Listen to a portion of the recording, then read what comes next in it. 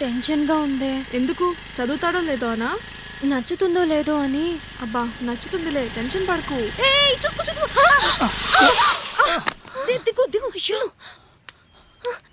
మీకేం దెబ్బలు తగలేదు కదా? జాగ్రత్త.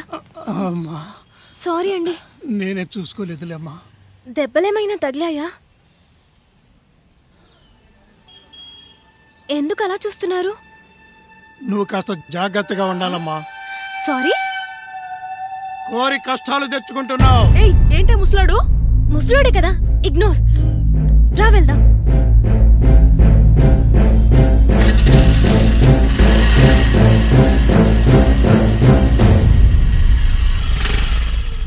కోరి కష్టాలు కొని తెచ్చుకుంటావు అంటాడేంటి ఆ ముసలాడు? ఇంకా అదే ఆలోచిస్తున్నావా? ఇగ్నోర్.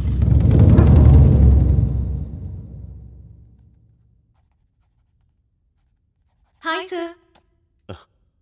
హాయ్ మౌనిక. రామ్మా, నీకోసమే చూస్తున్నాను, కూర్చోండి. Thank you sir. కథ మొత్తం చదివాను, చాలా బాగా రాసావు. ఆ క్యారెక్టర్స్, వాటి మధ్య సంఘర్షణ, అవి పలికిన డైలాగ్స్, నువ్వు రాసిన విధానం అంతా బాగుంది. కానీ ఈ కథను నేను పబ్లిష్ చేయలేను. ఎందుకంటే ఇదే కథను 11 సంవత్సరాల క్రితం మేమే పబ్లిష్ చేశాము.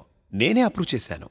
సార్ అది నేనే. డోంట్ వరీ, నువ్వు కాపీ కొట్టావని అనట్లేదు. ఇదే ఆలోచన 11 సంవత్సరాల క్రితం ఆ రైటర్కి వచ్చి ఉండొచ్చు. ఇన్ఫాక్ట్ ఆ కథను చదివినప్పటికన్నా నీ కథను చదువుతున్నప్పుడు ఎక్కువ థ్రిల్ అయ్యాను. నీలో ఆ గ్రిప్పింగ్ ఉంది. నేను అర్థం చేసుకున్నది ఏంటంటే నీలో రాయగలిగే స్కిల్స్ ఉన్నాయని. 2 minutes. నీలో రైటింగ్ స్కిల్స్ ఉన్నాయన్నాడు కదే, ఎందుకు ఫీల్ అవుతావు? అది కాదే. ఏది కాదే? ఈ భూమి మీద మన ఇద్దరమే ఉన్నామా? 100 కోట్ల మంది ప్రజలున్నారు. ఒకళ్ళ ఆలోచనలు ఇంకొకరితో క్లాష్ అవ్వకుండా ఎలా ఉంటాయి? అయినా ఈ భూమి మీద ఎంతో మంది రైటర్లు ఉన్నారు, ఎంత సాహిత్యం ఉంది. అవన్నీ మనం చదవగలమా? అంతెందుకే, నీకు తెలిసిన 10 పుస్తకాల పేర్లు చెప్పు, అవన్నీ తనకి తెలుసుంటాయని గ్యారంటీ ఇవ్వగలవా? ఇగ్నోర్. ఏదో మన టైం బ్యాడ్ కాకపోతే 11 సంవత్సరాల క్రితం పబ్లిష్ చేసిన పుస్తకాన్ని తీసుకొని మళ్ళీ ఈయన దగ్గరికి వచ్చాం.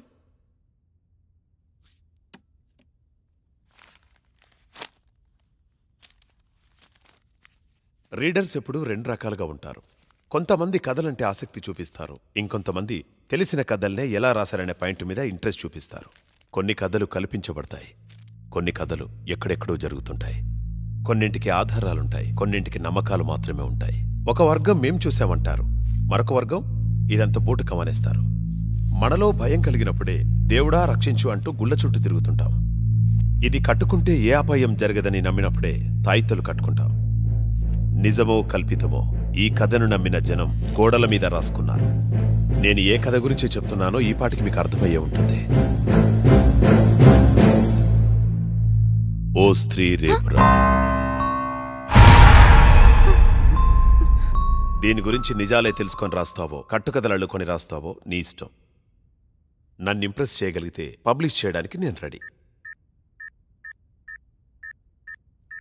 రిమైండర్, 2 minutesలో మరో మీటింగ్ ఉంది.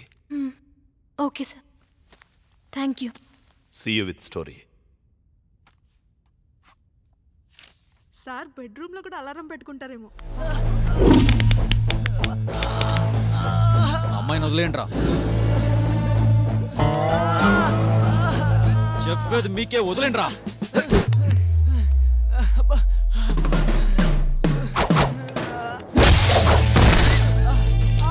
నరేష్, ఓ స్త్రీ రేపురా గురించి నీకు తెలిసింది చెప్పు. ఈ సమోసా గురించి అడుగు చెప్తా. మా తాత పక్కింటి స్త్రీల రొమాన్స్ గురించి అడుగు చెప్తా. ఈ ఓ స్త్రీ రేపురా మనకు తెలియదు.